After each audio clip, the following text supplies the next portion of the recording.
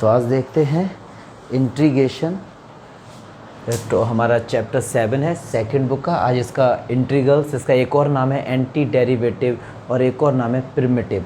तो इस वीडियो में मैं कवर करूंगा कि सबसे पहला क्वेश्चन ये कि ये क्यों हमारे मैथ्स का एक पार्ट है, क्यों इसको हमें पढ़ना पड़ रहा है, अगर ये नहीं होता तो क्या इसकी रिक्वायरमेंट होती है। पूरा इंट्रो पार्ट पढ़ेंगे इंटीग्रल्स का। फिर 7.1 से पहले जो भी फॉर्मूलेज वगैरह हैं उनको भी मैं कवर करूँगा इसमें।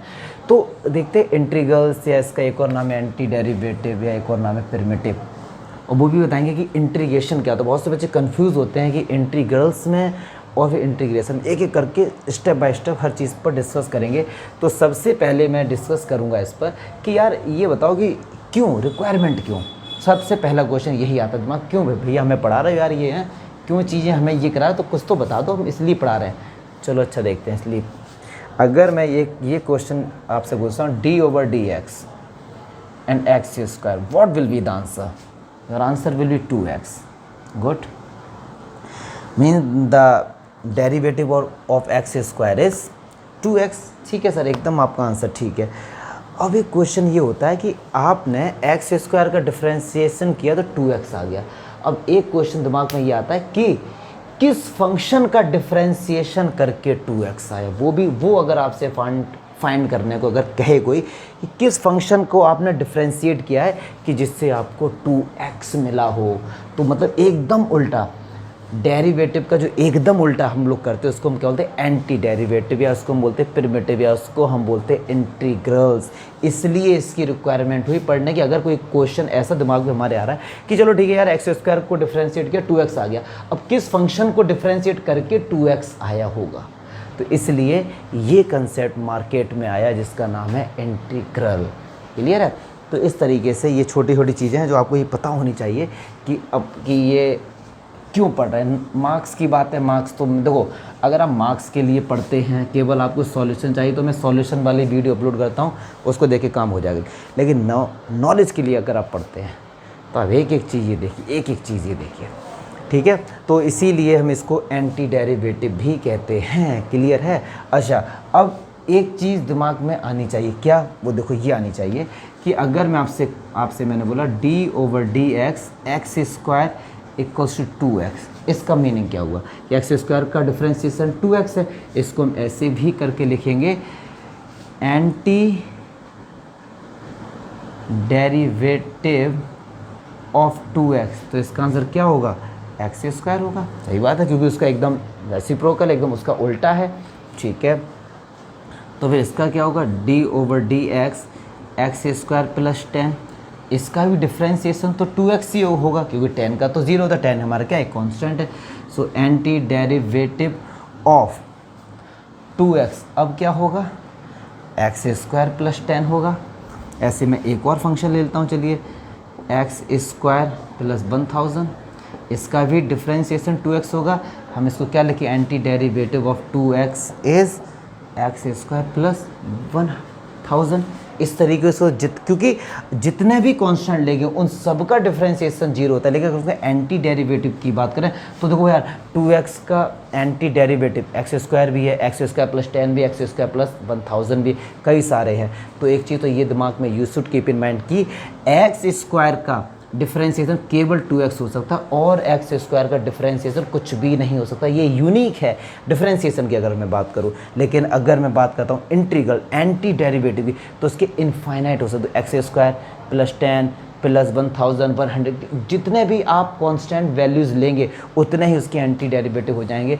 तो उन्होंने कहा यार ऐसे पता नहीं किस बंदे ने यहाँ पे कौन सा कांस्टेंट लिया हो, इसलिए उन्होंने कहा जो भी इधर आएगा तो कांस्टेंट ही। तो इस तरीके उन्होंने लिख दिया कि इसका जो इंटीग्रेशन होगा वो इंटीग्रल होगा वो एक्स स्क्वायर प्लस सी होगा। C, where C is a constant of integration, C है यहाँ पे, तो सी होगा। लेकिन अब इस सी को कांस्टेंट ना बोलकर उन्होंने आर्बिट्रेरी कांस्टेंट नाम दिया। क्या दिया? आर्बिट्रेरी। ये आपको पता होगा 11वीं क्लास में भी पढ़ते आए हैं, y equals to mx plus c, where m is arbitrary constant. क्यों बोला यार? जल्दी से देख ले। देखिए सी की जगह आएगा तो कोई ना कोई कॉन्सेप्ट 1 2 3 माइनस में, लेकिन वो भी चेंज होगा, हर क्वेश्चन में चेंज हो सकता है, मतलब चेंज भी हो रहा है। लेकिन वेरिएबल नहीं है, क्यों, चेंज होकर हर बार आ कांस्टेंट ही रहा, इसीलिए हम इसको क्या बोलते थे, आर्बिट्रेरी कांस्टेंट। तो आपने ये देखो, ये एक डिफरेंस मिल गया कि अगर आपने किसी फंक्शन का डिफरेंशिएशन किया तो यूनिक आंसर मिलेगा, लेकिन एंटी डेरिवेटिव जब आप करेंगे तो इनफाइनाइट नंबर ऑफ आंसर मिल सकते हो। कभी कभार ऐसा भी होता है कि आपने किसी इंटीग्रेशन को सॉल्व किया, हो सकता है बुक के पीछे और कोई आंसर हो, आपका और कोई आंसर हो, लेकिन अगर आप उसको चेक करना है तो उसका डिफरेंशिएशन कर दीजिए, वही आंसर निकल के आ जाएगा। ठीक है, जैसे एक्स स्क्वायर का डिफरेंशिएट कर दो 2x आ जाएगा। आप इस तरीके से इसको चेक कर सकते हैं। तो एक चीज़ मैंने ये क्लियर कर दी कि हम लोग सी का यूज़ क्यों करते हैं यहाँ पे। अच्छा, अब एक चीज़ और बता दें कि इंटीग्रल क्या होता है, या एंटी डेरिवेटिव क्या होता है, या फिर आपका इंटीग्रेशन क्या होता है। तो इसमें बहुत से बच्चे कन्फ्यूज हो गए। ये जो चीज़ है इंटीग्रेशन, इंटीग्रल, कोई एग्जाम में नहीं पूछ रहा आपसे, ठीक है, सब आपको और बच्चों से अलग बनाएंगे अगर आपको ये नॉलेज है। अगर मैं इंटीग्रल की बात करूं, ठीक है, तो ये आप कहेंगे सर ये आप क्या पढ़ा रहे हैं, ये एक एडजेक्टिव है।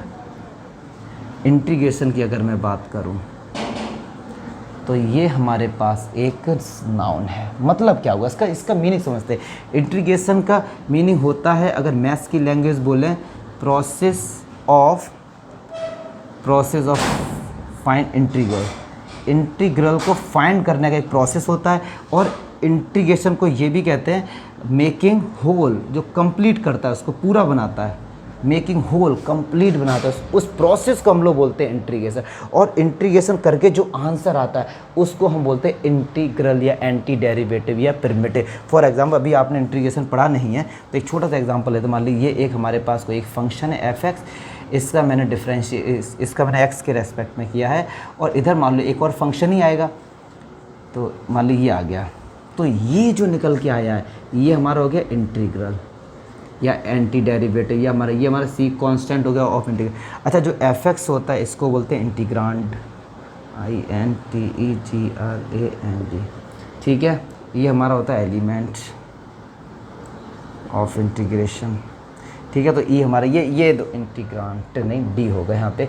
ये मतलब आपने एक फंक्शन लिया, फंक्शन पे कुछ प्रोसेस किया, प्रोसेस करके जो आंसर आया उसको हम बोलते हैं एंटी डेरिवेटिव या प्रिमिटिव या इंटीग्रल। ये बहुत ही बेसिक बात है, बहुत ही बेसिक चीज़ है। और इसीलिए देखिए इंटीग्रेशन मीन्स होता है किसी चीज़ को कंबाइन करके जो आंसर आता है, इसीलिए इसको बोलते हैं इंटीग्रल। और यहीं से एक और हमने छोटी क्लास में पढ़ा इंटीजर, इंटीजर भी यहीं से आया। और आपने देखा होगा कि इंटीजर कभी पॉइंट में नहीं होते, हमेशा होल होते हैं, क्योंकि इंटीजर का मीनिंग ही यही होता है, मेकिंग होल, हम लोग कंप्लीट बनाते हैं। अगर कोई आपसे पूछे क्या 1.2 इंटीजर, तो आपका आंसर होगा नो यार 1.2 इंटीजर नहीं है, ठीक है। तो ये जो भी इनके ग्रामेटिकली मीनिंग है वही मैथ्स में, ऐसा नहीं है कि इसका कुछ मीनिंग अलग हो गया, ठीक है। तो ये भी चीज़ आपको पता होनी चाहिए किसको क्या। ये सब बुक में भी देखो अवेलेबल है, खैर बुक में तो क्या सभी कुछ है, बस आपको ये चीज़ें इंट्रो पार्ट ज़रूर आप देखिए। इंट्रो पार्ट से बहुत कुछ अलग और बच्चों से बनेगा और काफ़ी कुछ अलग सीखेंगे आपसे। अच्छा देखिए, जैसे अब मैं कुछ डिफरेंशिएशन और इंटीग्रेशन में कुछ डिफरेंस हैं, कुछ सिमिलैरिटी है, तो उसको मैं समझा दूँ।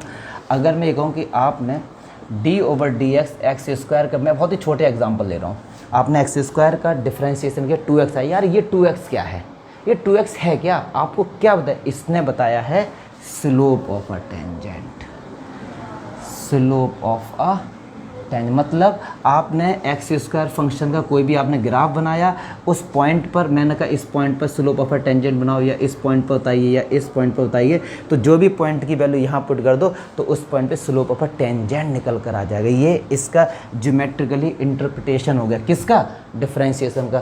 फिर ऐसा ही यार कुछ इंटीग्रेशन का भी होगा, ज़रूर होगा सर, बिल्कुल होगा। तो अगर मैं आपसे कहता हूँ कि आपने देखिए अभी इंटीग्रेशन पढ़ा नहीं है, एक फार्मूला बता देता हूँ, लेकिन अगर इंटीग्रेशन है तो इसका फार्मूला है x⁴n प्लस c। याद रख लो, अभी मैं सारे भी लिखा दूंगा, फिलहाल एक केवल ज्योमेट्रिकली इंटरप्रिटेशन बता रहा हूँ किसका, मैं इंटीग्रेशन का। तो अगर किसी ने कहा आपसे कि x dx है, इसका इंटीग्रेशन होगा x⁴ 2 + c, इसने क्या चीज़ बताया, इसने तो बता दिया था स्लोप ऑफ अ टेंजेंट। फिर ये क्या बताता है, तो ये बताता है स्लोप, हो फैमिली ऑफ कर्व बताता है। ये क्या बताता है, ये बताता है फैमिली ऑफ कर्व। मतलब इसका मीनिंग क्या होगा देखते हैं। इसका अगर आप ग्राफ बनाएंगे अब देखिए ये c एक क्या है, कांस्टेंट, कुछ भी हो सकता है। सपोज अगर ये 0 होगा तो इसका ग्राफ कुछ इस तरीके से जाएगा, अगर ये 1 होगा तो इसका ग्राफ कुछ इस तरीके से जाएगा, 2 होगा तो 2 से होता हुआ जाएगा, मतलब यहाँ पे 2 होगा, यहाँ 1, अगर 3 होगा इस तरीके से, और अगर ये मान ली -1 होगा तो सर ये इस तरीके से जाएगा।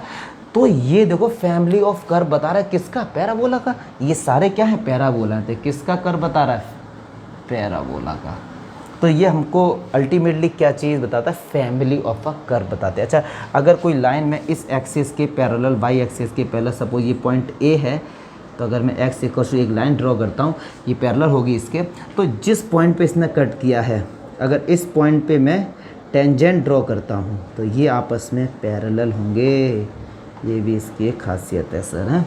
तो ये सारे आपस में क्या होंगी, देखिए बिल्कुल ये चीज़ें आपसे एग्ज़ाम में नहीं पूछी जाएंगी, बट ये आपको आनी चाहिए, क्योंकि आप लोग ऐसा तो नहीं है 12th ही करेंगे, आगे भी जाएंगे अपना कुछ IIT वगैरह जो भी कुछ देखें, तो अगर डीप में नॉलेज है तो कैसे भी क्वेश्चंस आ जाएँ वो आपसे हो जाएंगे। तो इंटीग्रेशन हमारा बताता है फैमिली ऑफ अ, अच्छा, डिफ्रेंशिएशन और इंटीग्रेशन हमेशा फंक्शन पे ही अप्लाई होते हैं, ऐसा नहीं है कि और कहीं अप्लाई, केवल ये फंक्शन पे ही हमारे अप्लाई होते हैं।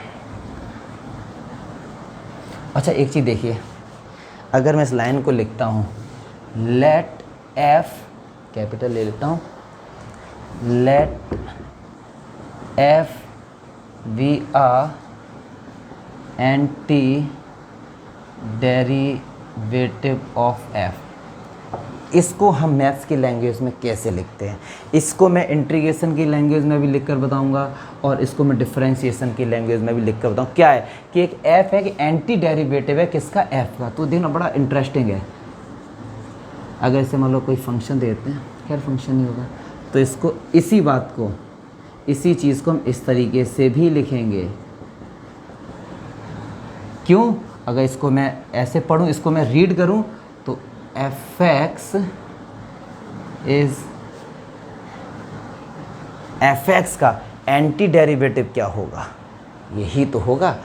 इसका एंटी डेरिवेटिव ऑफ fx क्या होगा, एंटी, अभी पढ़ा था हम लोगों ने, अरे यार ऑफ fx क्या होगा, ये तो, और यही तो इसका मीनिंग है, देख लो, यही तो इसका मीनिंग है। Let F be antiderivative किसका, एफ एक्स का। तो इसको हम लोग ने डिफरेंशिएशन की लैंग्वेज में ऐसे लिख दिया। ये सब लॉजिक क्लियर करेंगे, आपके लॉजिक क्लियर करेंगे। और इंटीग्रेशन की लैंग्वेज में अगर हम लिखें तो एफ एक्स एक्स, देखिए ये एक एंटी डेरिवेटिव है, ये एक एंटी डेरिवेटिव है, ठीक है। तो इसकी इंटीग्रेशन की लैंग्वेज में तो इजीली लिख सकते थे आप कि एंटी डेरिवेटिव तो इस तरफ तो आएगा, क्योंकि इस तरफ हमारा एंटी डेरिवेटिव है, इंटीग्रल या प्रिमिटिव ही आता है। लेकिन किसी ने कहा डिफरेंशिएशन तो जस्ट उल्टा हो जाता है इसका, ठीक है। तो ये छोटी छोटी चीज़ें हैं जो आपको ये आनी चाहिए। अच्छा, ये अगर ये इसका एंटी है, मतलब एकदम एंटी है ये एक दूसरे के, तो एक बात बताइए, d/dx fx है, ठीक है, मान लीजिए, और यहाँ पे मैंने इंटीग्रेशन का साइन लगा दिया, तो ये एंटी डेरिवेटिव है, ये डेरिवेटिव है, तो सर एफ एक्स आ जाएगा, क्योंकि एक दूसरे के रेसिप्रोकल हैं, और प्लस सी भी आ जाएगा, क्योंकि इंटीग्रेशन अगर हमने किया। और अगर हम ऐसे करते हैं d/dx fx dx, तो ये हमारा हट जाएगा, एफ एक्स निकल के हमारा ये आ जाएगी। छोटी छोटी चीज़ें हैं जो आपको ये आनी चाहिए, ठीक है। ज्योमेट्रिक इंटरप्रिटेशन भी बता दिया मैंने, ये भी बता दिया, ये भी बता दिया, इंटीग्रेशन का, ठीक है। अच्छा, देखते हैं और भी चीज़ इसमें देखते हैं, क्या देखते हैं कि ये दोनों चीज़ें हमारे फंक्शन पर ही अप्लाई होती हैं, ये आपको पता हो। अच्छा, कुछ फंक्शन ऐसे हैं जिसका हम लोग डिफरेंशिएशन नहीं निकाल सकते, क्यों, क्योंकि हमने पढ़ा है 5.1 एक्सरसाइज 5.1 कि सारे फंक्शन कि अपने एंड पॉइंट पे डेरिवेटिव नहीं होते हैं, डिफरेंशिएशन नहीं होता है, क्योंकि उनके एंड पॉइंट पे कई सारे स्लोप बनते हैं। मतलब कुछ फंक्शन ऐसे हैं जो नॉन डिफरेंशिएबल हैं, सेम ऐसे बहुत सारे फंक्शन हैं जो नॉन इंटीग्रेशन है, जिनका आप लोग इंटीग्रेशन इंटीग्रल फाइंड नहीं कर सकते। जैसे कई सारे एग्जाम्पल हैं, अभी आपके दिमाग में क्वेश्चन आ रहा है सर ऐसा क्यों है, सब पढ़ेंगे अभी तो कोई इंट्रो पार्ट है, ठीक। कई सारे ऐसे एग्जाम्पल्स हैं, क्वेश्चन हैं जिनको हम लोग इंटीग्रल फाइंड नहीं कर सकते, ठीक है। जैसे आप बताइए ना कि आप किसी भी नंबर में 0 से डिवाइड क्यों नहीं कर सकते, उसका आंसर नॉट डिफाइन आ रहा ना, 0/0 का आज तक कोई आंसर नहीं बता पाया, कोई भी आज तक log नेगेटिव की वैल्यू नहीं बता पाया और कोई भी √-1 की वैल्यू नहीं बता पाया। जो भी बताता है आई के टर्म्स में कुछ स्पेसिफिक वैल्यू नहीं, तो बहुत सी चीज़ों पे भी रिसर्च बाकी है, चल रही हैं ये सारी चीज़ें। अच्छा, कभी भी अगर हमने किसी भी फंक्शन का डिफरेंशिएशन किया तो उसकी पावर कम होती है डिफरेंशिएशन में, और इंटीग्रेशन में उसकी पावर इंक्रीज़ होके आती है। फॉर एग्जांपल अगर मैं d/dx² करूँ तो ये 2x हो गया, यहाँ पे डिग्री 2 थी, यहाँ पे 1 हो गई, लेकिन इंटीग्रेशन में अगर x है तो इसका हो जाएगा x² / 2 प्लस इसकी डिग्री देखो 1 थी, यहाँ पे 2 हो गई, मतलब इसकी इंटीग्रेशन की डिग्री हमारी बढ़ के आती है। ठीक है। अच्छा, इंटीग्रेशन से हम लोग किसी कर्व का एरिया, बाउंडेड एरिया भी फाइंड कर सकते हैं, वो भी हम लोग जो 8 चैप्टर है क्योंकि उसमें हम लोग पढ़ेंगे। मतलब एक एप्लीकेशन है, अगर फ़िलहाल अभी मैं आपसे कहूँ कि ये एक कर्व है और इतने का आपको एरिया फाइंड करना, नहीं फाइंड कर सकते, तो इंटीग्रेशन से हम इसका एरिया भी फाइंड कर सकते हैं। ये भी एक इसकी एप्लीकेशन है बहुत बड़ी। तो यही सारी चीज़ें हैं डिफरेंशिएशन की, जिससे हम लोग, अच्छा कुछ अब इनके कुछ फार्मूलेज हैं, जैसे अगर मैं इधर लिखूंगा डेरिवेटिव के और सेम उधर, सारे तो नहीं लिखूंगा, बुक में सब अवेलेबल है यार। अच्छा देखो, डिफरेंशिएशन अगर मैं बात करूं x⁻n+1/n+1, इसका अगर आप निकालेंगे तो आंसर आएगा x⁻n। तो इसका जो एंटी डेरिवेटिव हो जाएगा x⁻n dx x⁻n+1 से, ये ऊपर होगा पावर में।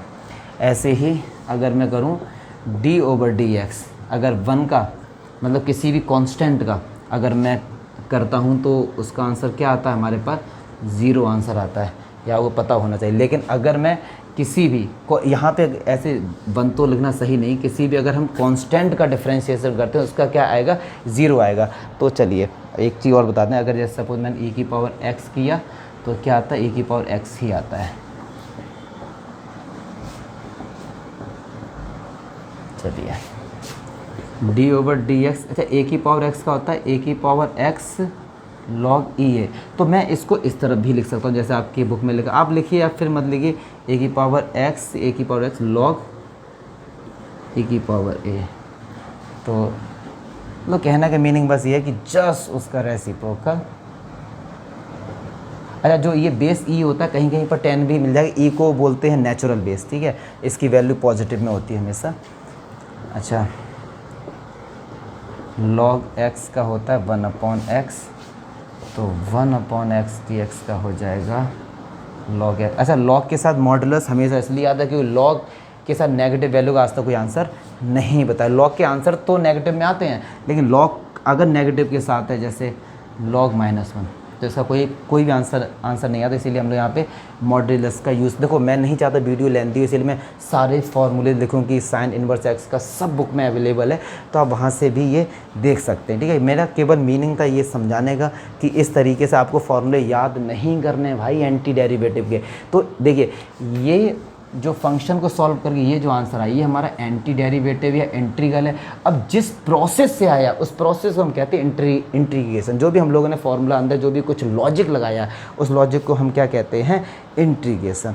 तो ये देखो, ये इसमें आ रहा है, हाँ जी बिल्कुल आ रहा है ये। अच्छा, एक चीज़ और देखते हैं कि ऐसे ही है, ये सब चीज़ें आप कर लेंगे कि आपसे कहा जाएगा कि किसी फंक्शन का डेरिवेटिव फाइंड करो, डिफरेंशिएशन फाइंड करो किसी एक पर्टिकुलर पॉइंट पे। जैसे हमने 5.1 में कहा था कि चेक करो ये फंक्शन डिफरेंशिएबल है x=1 या 2, लेकिन इंटीग्रेशन में कभी ऐसा नहीं पूछेगा कि इस फंक्शन को चेक करो क्या ये x=1 पे इसका इंटीग्रल एग्जिस्ट करता है या फिर नहीं। क्यों? इंटीग्रल होल की बात करता, पूरे होल की बात करता, तो वहाँ पे किसी पॉइंट को लेकर नहीं पूछा जाएगा कि इस पॉइंट पर इसका इंटीग्रल क्या होगा, फाइंड करें, बिल्कुल नहीं क्वेश्चन पूछाएगा। लिमिट का कंसेप्ट दोनों में यूज़ होता है, ठीक है। लिमिट का जो कंसेप्ट है हमारा दोनों में यूज़ होता है, एंटी डेरिवेटिव में भी और डेरिवेटिव में भी। अच्छा, और ये एक दूसरे के एंटी हैं, पता है आपको। अच्छा, एक चीज़, प्रोडक्ट रूल जो होता है, प्रोडक्ट रूल और क्वोशिएंट रूल, ये दोनों ही डिफरेंशिएशन में तो लगते हैं, इंटीग्रल में नहीं लगते हैं।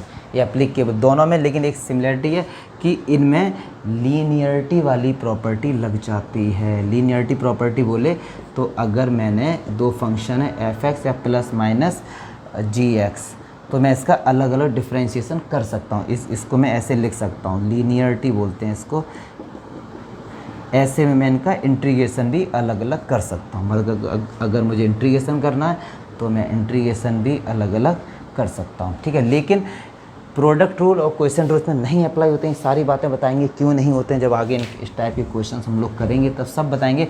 तो जब प्रोडक्ट रूल अप्लाई नहीं होता या क्वेश्चन रूल अप्लाई नहीं होता तो किसी ने कहा कि इसको सॉल्व करो, फिर तो अब क्वेश्चन रूल तो अप्लाई होता नहीं है, तो कुछ कोशिश करेंगे इसे कि इसे लीनियरिटी वाले में चेंज करने का, तो इसे अलग अलग लिख लेंगे ऐसे। तो देखिए अब हम सॉल्व कर सकते हैं, तो x का हो जाएगा और 1/x का होता है log x। तो इस तरीके से ये पूरा मैंने इंटीग्रल का या एंटी डेरिवेटिव या प्रिमिटिव का इसका जितना था बेसिक सारा क्लियर कर दिया। और बड़ी रिक्वेस्ट है यार कि कुछ भी करो पहले बेसिक कंसेप्ट क्लियर करो, क्योंकि अगर आप 90% टाइम कंज्यूम करो अपना बेसिक कंसेप्ट क्लियर करने में, 10% कंज्यूम करो केवल आप क्वेश्चंस को सॉल्व करने में। बट हम लोग उल्टा करते हैं, हम लोग आउटपुट बहुत जल्दी चाहते हैं। अब बहुत से बच्चे जो इन सब चीज़ों को पसंद नहीं करते हैं कि सर आपने बता दिया सी क्यों आएगा, इस ये नाउन है एडजेक्टिव, क्या आप बता रहे हैं, जबकि हाँ मार्क्स के लिए बिल्कुल भी ठीक नहीं है यार। नॉलेज लेकर घूमो ना, मार्क्स लेकर। आपने देखा लोग कहते हैं ना बेरोजगारी देश में, कुछ नहीं बेरोजगारी है कि एमटेक वाले जॉब ने, आपके अंदर गट्स है, कंपनी खुद आपके पास आएंगे, तो आप अपने अंदर गट्स क्रिएट करिए, एक्सक्यूज़ नहीं गट्स क्रिएट करिए। मैं अपने हर वीडियो में कहता हूँ आपको पता नहीं मार्केट में क्या है, अपने अंदर गट्स रखिए बस, आप लोग आपके खुद आएंगे आपके पास।